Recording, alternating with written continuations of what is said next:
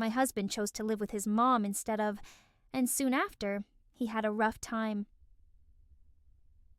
A choice between two homes. The late afternoon sun filtered through the curtains of Sophia's living room, casting long shadows across the wooden floor.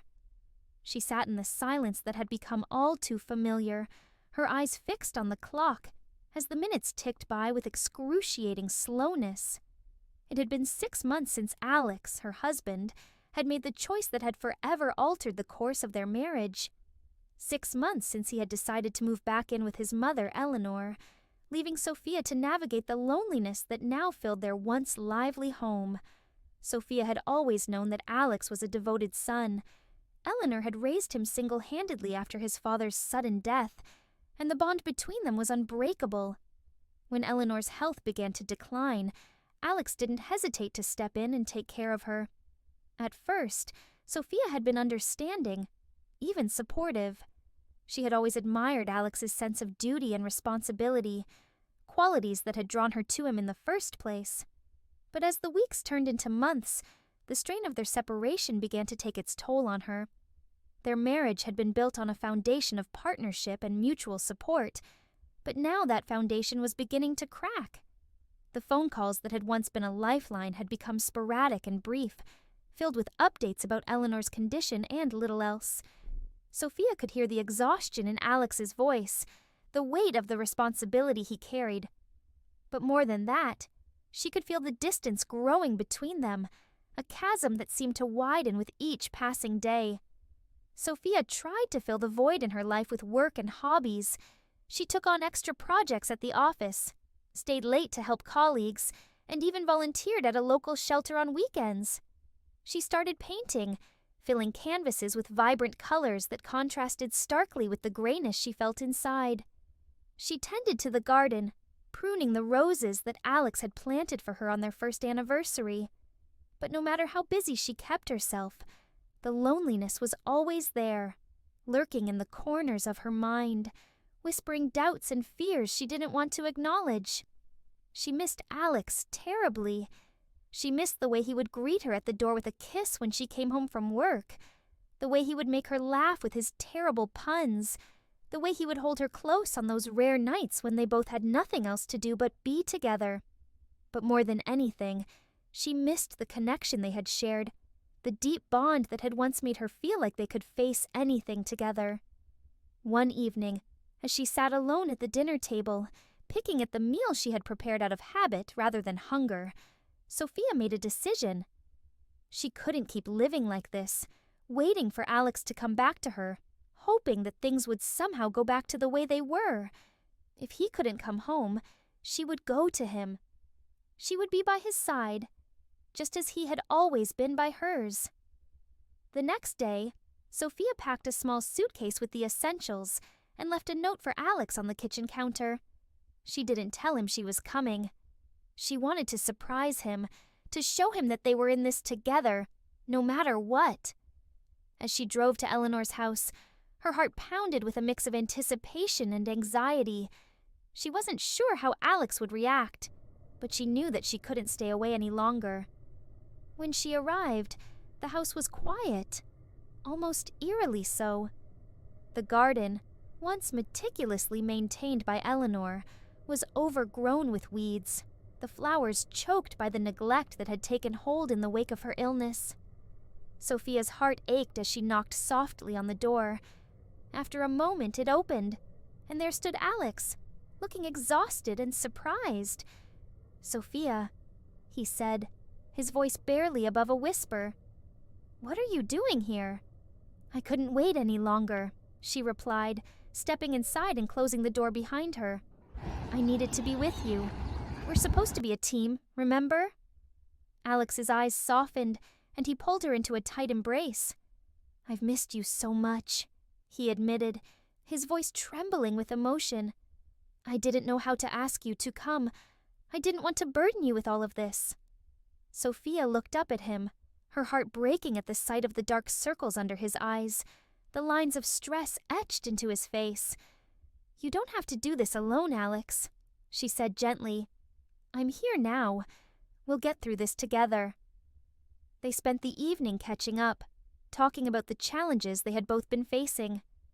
Alex told her about Eleanor's worsening condition, the sleepless nights, the constant worry that he wasn't doing enough.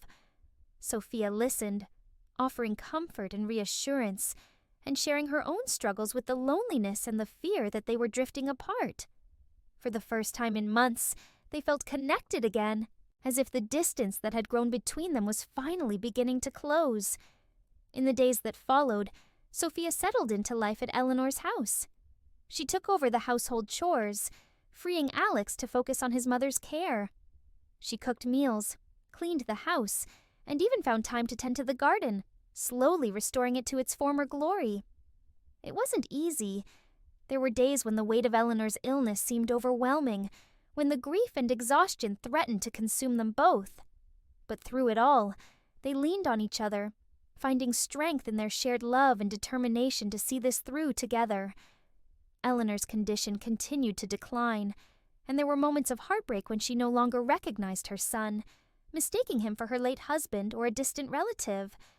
But there were also moments of clarity, when she would smile at Sophia and thank her for taking such good care of Alex, for being the daughter she had always wanted. Those moments, brief as they were, made the difficult days more bearable. As the weeks turned into months, Sophia and Alex began to find a new rhythm, a new sense of normalcy in the midst of the chaos.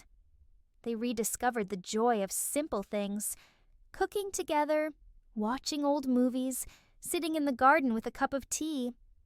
They talked late into the night, sharing their hopes and fears, their dreams for the future, and their memories of the life they had built together. Slowly but surely, the connection that had once seemed lost began to return, stronger and more resilient than ever. Then, one quiet morning, Eleanor passed away. It was peaceful, with the early morning light streaming through the curtains as she took her final breath. Sophia and Alex were by her side, holding her hands, whispering words of love and comfort as she slipped away.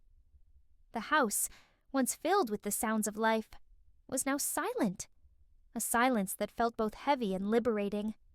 In the days that followed, there was so much to do, arrangements to be made, belongings to be sorted, condolences to be received. But through it all, Sophia and Alex remained side by side, supporting each other through the grief and the overwhelming sense of loss. They cried together, laughed at old memories, and found solace in the knowledge that they had done everything they could to make Eleanor's final months as comfortable and loving as possible. As they stood together at Eleanor's graveside, the wind gently rustling the leaves of the trees overhead, Alex turned to Sophia and took her hand. "Thank you," he said softly, "for everything. I don't know how I would have gotten through this without you."